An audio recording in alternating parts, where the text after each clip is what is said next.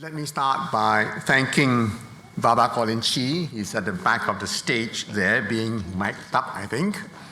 And thank him and his team for organizing this 33rd Baba Nyonya International Convention and inviting me to deliver the keynote address on the theme of keeping the culture alive. It is an invitation I accept with not a little hesitation and a lot of trepidation. I am, by any criteria, a true blue-blooded Peranakan. My father and I were born in Singapore. My grandfather arrived in Singapore from Semarang as a fourth-generation Chinese born in the Netherlands, Indies. But on this issue of whether there is a future for the Babas and their culture, I am afraid I stand closer to the position of our association's late Honorary Life President, Mr. Ong Tiang Wee. Mr. T.W. Ong, as he preferred to be known, answered this question on the future of the Babas and their culture in 1989, and he was pessimistic. I think it's very bleak. And on the other hand, Mr. Ong's successor as the President of the Association, Dr. George Tay, was more optimistic in 1993 when he said, and I quote, emphatically deny that Baba culture and language are dying.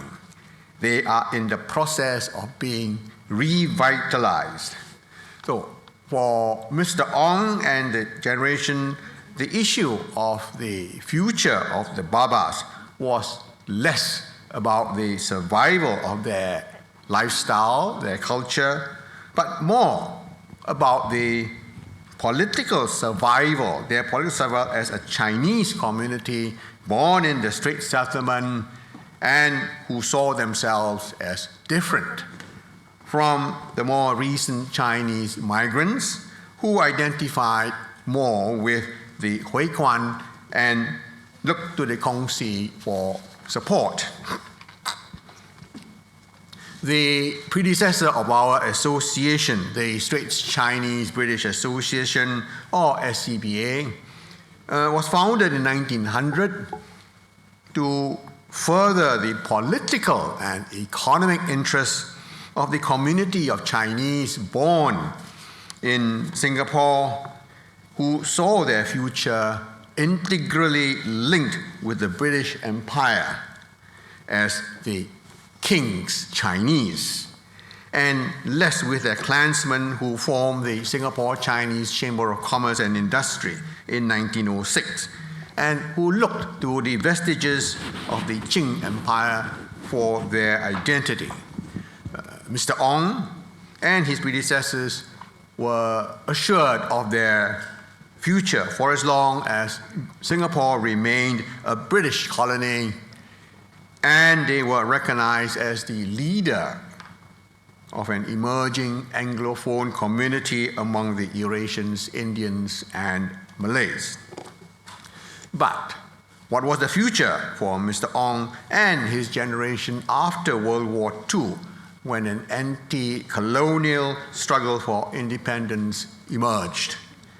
Could the SCBA still continue to declare their allegiance to the British Crown? Mr. Ong thought so in 1948 and declared that the SCBA was, and I quote, a British association and its first objective is to encourage and maintain their loyalty as subjects of the King, unquote. The members of the SBCA continued to believe that their future would be assured, that they would have a special place in a self-governing Singapore. Mr. Ong hoped that the Straits Chinese could be accommodated like the French Canadians in Quebec. On this optimistic vision of the future, the SCBA did not enter into the emerging political arena in the 1950s to fight for a place in independent Singapore, even though some of their members sounded the alarm. One SCPA leader who warned the association of their dire future was none other than Mr. Lee Kuan Yew, who was a member of the SCPA and rose to become its honorary secretary before he quit in disappointment over its apathy about its future.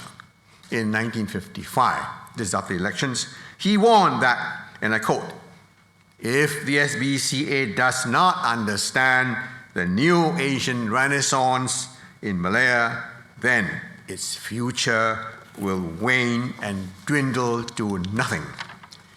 The 1959 elections and internal self-government was therefore a fundamental shock to the SCPA. They felt disenfranchised in a leftist Chinese-dominated world that the People's Action Party had brought into power. The SBCA was effectively politically dead after 1959. The word British in the association's name rendered the SBCA irrelevant after 1959. Who did the SBCA think they represented in a multi-ethnic and multicultural state that Singapore was transforming into? It, however, took the SCBCA or some leaders some 5 years to recognize their irrelevance in a new Singapore and propose changing the name of the association.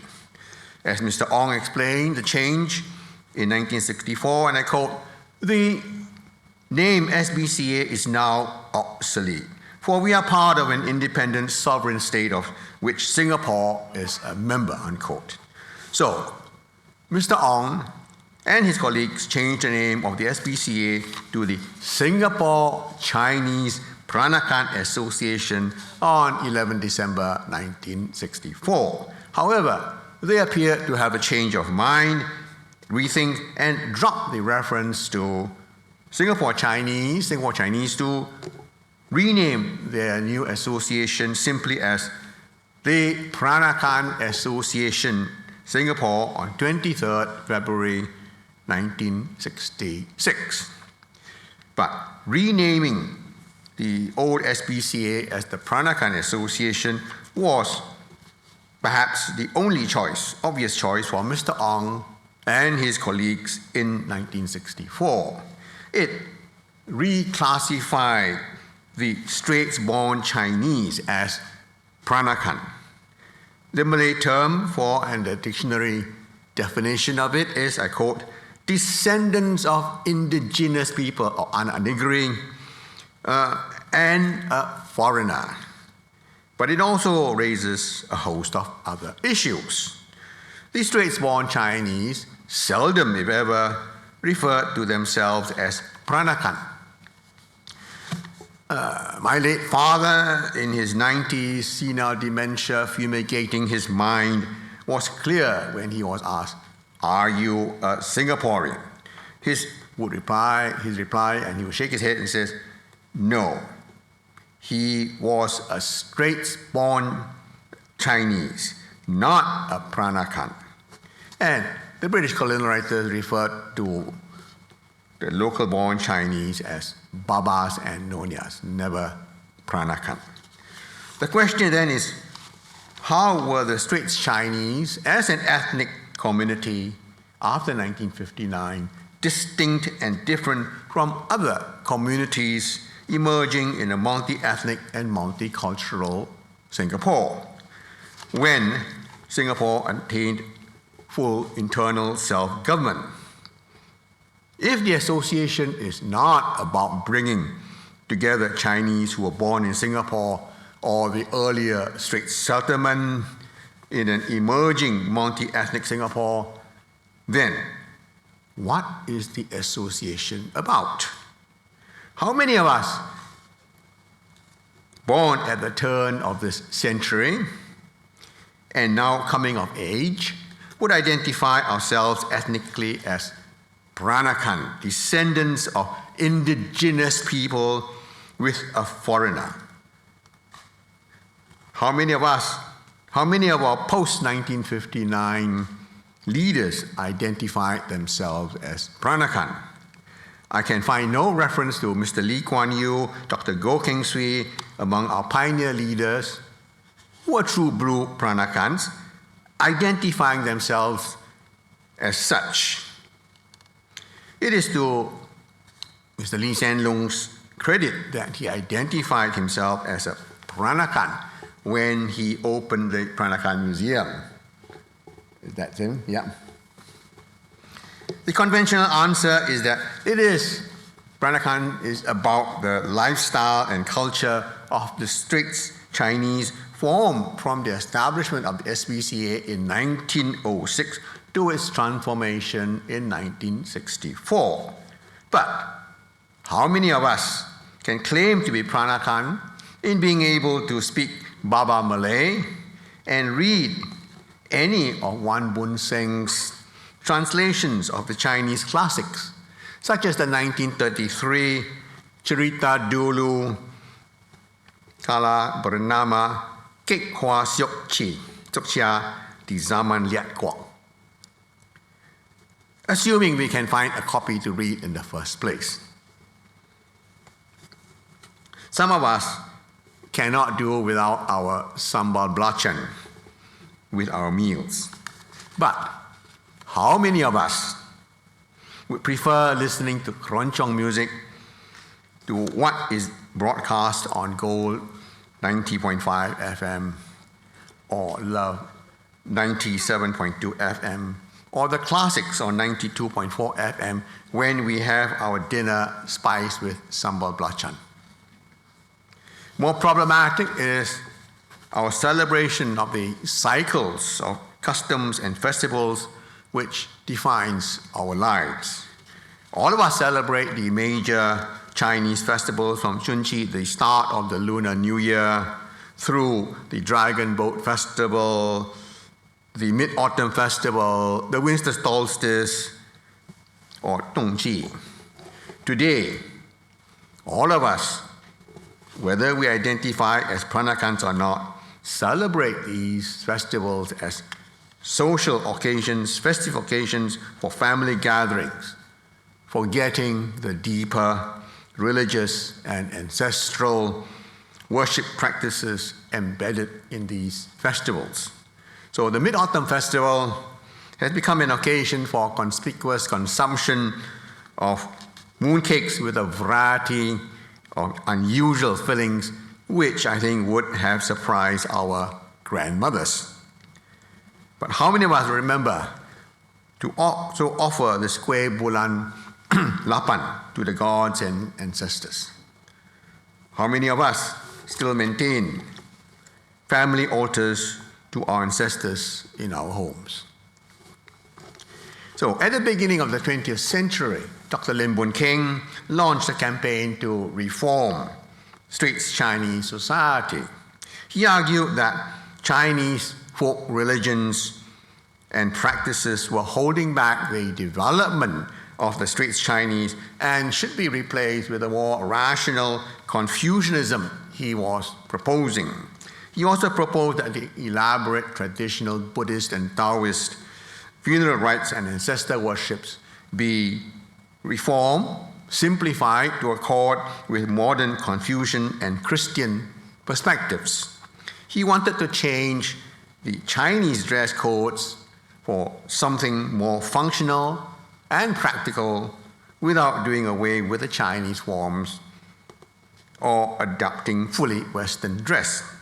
I do wonder what aspects of Peranakan culture we would be discussing today if Dr. Lim had his way. The argument I'm working to making is that this golden age of Peranakan culture we want to perpetuate, continue, is in effect a culture in motion, being constantly reinvented and pulled in different directions by, firstly, an Anglophone group led by Dr. Lim and Sir Song Ong Siang, among others. And on the other hand, by more traditional groups within the Straits-born Chinese community, represented by Tan Jiak Kim and others trying to maintain some form of Chinese essentialism. It is not just about formation of a unique Malay patois, which our locally born ancestors used to say their prayers to Tua Pek Kong, and you just heard a wonderful enunciation of that just now by Mr. Lai, or the delightful cuisine which combines the best of Malay and Chinese cooking, or the dress styles which upset Dr. Lim. And here you see the different styles of dress, Tan Jiak Kim and Sir Song Ong Siang. And you see there the different pulls of Peranakan culture. So I suggest the analogy of Peranakan culture and lifestyle as inherited by the Peranakan Association is to be like an old and stately mansion Tan Jiak Kim and his friends built in 1906. And into this mansion, Mr. Tan and his friends brought a style of living and things from older homes, including altars for ancestors and an eclectic mix of traditional red lacquered and gold gilded Chinese furniture with Victorian chairs and cabinets. Mr. Tan's home on River Valley Road, known as Panglima Perang, from its architecture to its contents, typified this eclectic mix of Chinese and European styles which define the Straits-born Chinese. The 1906 mansion that Tan Jiak Kim built has been renovated and restored several times since. Right at the start, Dr. Lim Boon Keng tried to redesign the ancestral altars and the dress of the residents of the house. Sir Song Siang brought more and more English language books into the house, slowly replacing the volumes of Baba Malay literature. Art decor armchairs composed with brown and gold chairs for the spaces in the family hall. Here. The Peranakan Association, under the leadership of Baba Colin Chi today, is starting another house cleaning and renovation of the mansion we have inherited. But it is a rather different mansion from that which Mr. T.W. Ong has transferred to us. The ancestral altars have been removed or reduced in size, and the batik cloths that cover them have become collector's items. The kitchen has been enlarged to cook more of the cuisine that blends southern Chinese food with local cooking. The kitchen tools central to Grandma's kitchen, such as the chengku or mortar and pestles, the batu giling or grindstone, and the chikbo or millstone, have been removed from the kitchen to be displayed in our dining rooms, patios, or verandas, where they have become talking points over dinner. The library of Baba Malay literature has been collected by the National Library as rare books, and the tableware ranging from rough and ready kitchen ching to fine European ware, and especially that category of ceramics we know as Nyonya ware, have been bought up by collectors and museums for exhibitions of the opulent lifestyle of the Straits Chinese. The brass or silver beetle chewing set and the ceramic spittoon on the dining table for Grandma and her guests to delicately spit out their chewed up beetle are now displayed in antique shops with a price tag which would have shocked Grandma if she was alive today. More important is that the mansion Tan Jiak Kim built is no longer a home for only Straits-born Chinese, but anyone who has an interest in things and lifestyle of the mansion. So, my point is that decoupled from their ethnic, historical, and cultural context, the material culture of the Straits-born Chinese is now available for anyone to appropriate, replicate, and commercialize. The sarong kebaya which Grandma wore to go to the market is today only taken out for occasions like today's convention. The krosang which Grandma used to fasten the kebaya is today worn as a brooch by anyone, including the occasional male wanting to show an affinity for Peranakan culture. The embroidered slippers and ceremonial handkerchiefs and shoulder pieces, the sangkut buok, bahu, which the young Nyonya embroidered for her wedding, are now art pieces. And you see it all there, yes. The baju panjang which Grandma wore is largely forgotten. For the men, the traditional Qing dress of a changsha or long skirt, which Tan Jiak Kim wore over a baggy pants and a mangua or a short jacket, is completely forgotten. Who wears at any today? So, those of us, the pioneering generation born just after World War II, may remember seeing and touching these barang-barang from a vanishing or vanished world. We treasure these barang-barang to the extent that they evoke in us a sense of nostalgia for an old world charm different from the turbulent world of the 1950s and 1960s we grew up in. But what is the relevance of our grandma's barang-barang for the globally connected and mobile Generation X and Generation Y millennials?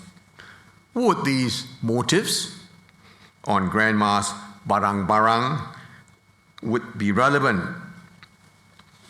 only if it can be reinvented to help establish a new distinct identity for our younger generation in their global modern world. For those among us who grew up in Straits Chinese households, the aroma and taste of the food from Grandma's kitchen is unique and cannot be found anywhere except in these days the restaurant of Guan Soon and their Straits Chinese restaurant they established in 1953. But in the last 35 years or so, I think, a new series of restaurants serving Nyonya or Peranakan cuisine based on authentic recipes from Grandma have sprung up. What was once exclusive to the tok panjang of our grandparents have become commercialized and part of Singapore's submission to the UNESCO for listing as intangible cultural heritage. Our National Heritage Board has also included Peranakan performing arts as part of Singapore's intangible cultural heritage. But what is the viability of this aspect of Peranakan culture where fewer and fewer of us are able to cakap Peranakan? The 84 performance of Felicia's play, Pilih Menantu, marked a revival of Peranakan drama, but it raises fundamental questions of the future of Dondang Sayang and the Bangsawan had the Gonawang Sayang Association and Mr. G.T. Lai not work to keep them alive?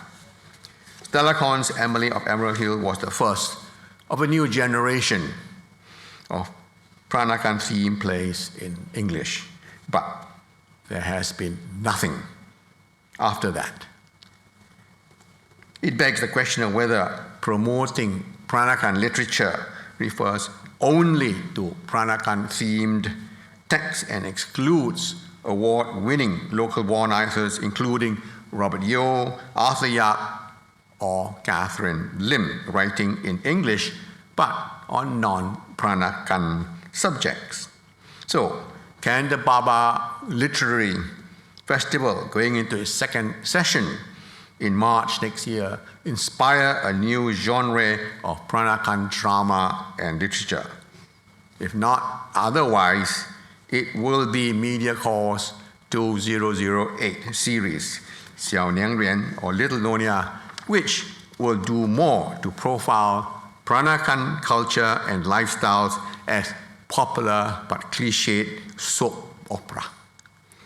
The conventional wisdom about the preserving and promoting of Peranakan culture is that we need to identify and define the key features of the culture we decide how best to preserve and promote it.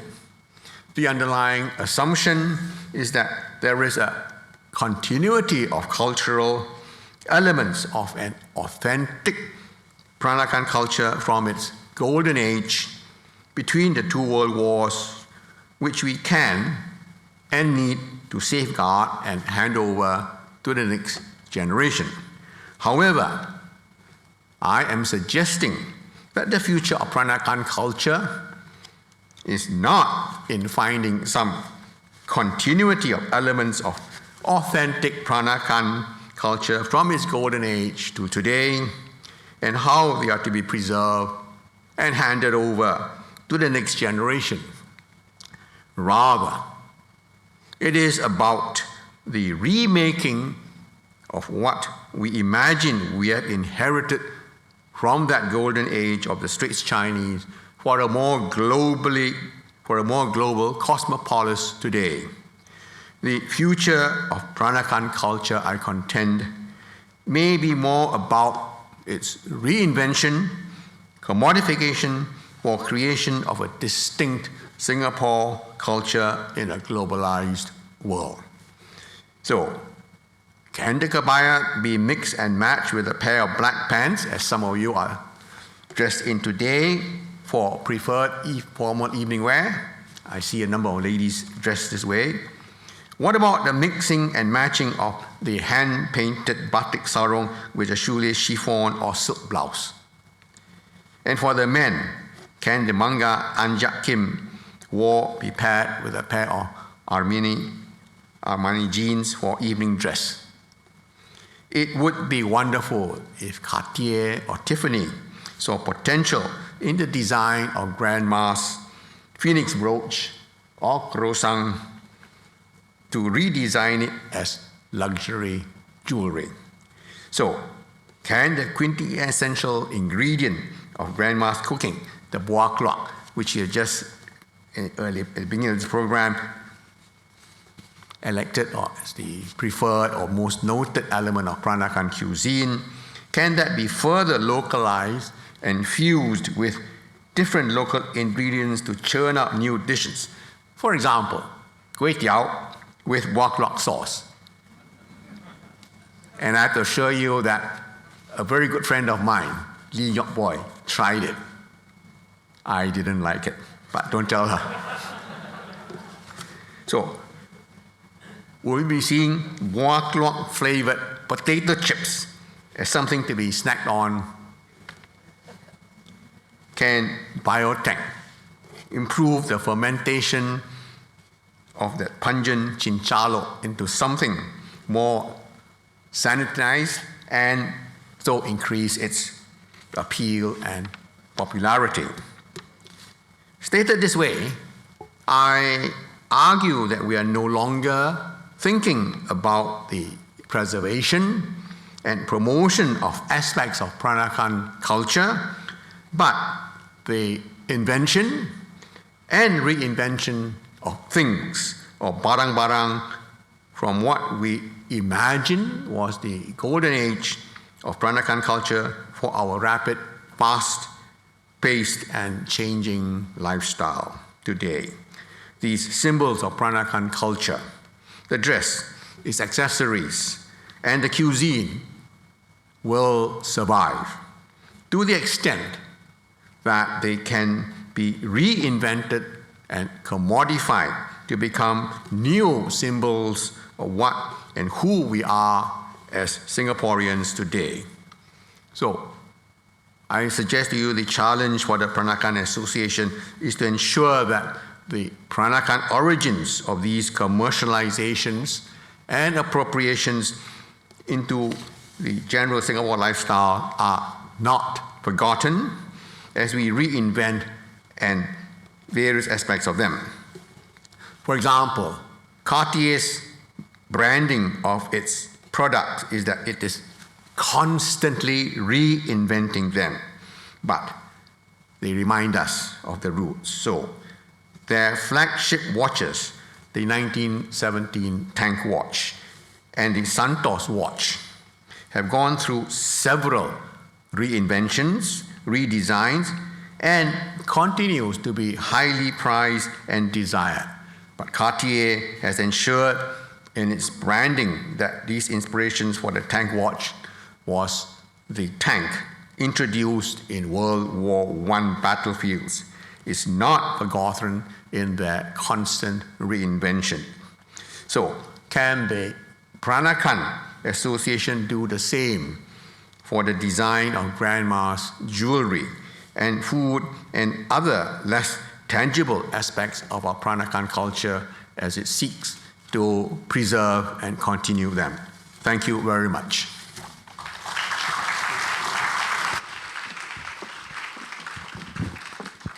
Thank you, Baba Kwa Chong Guan.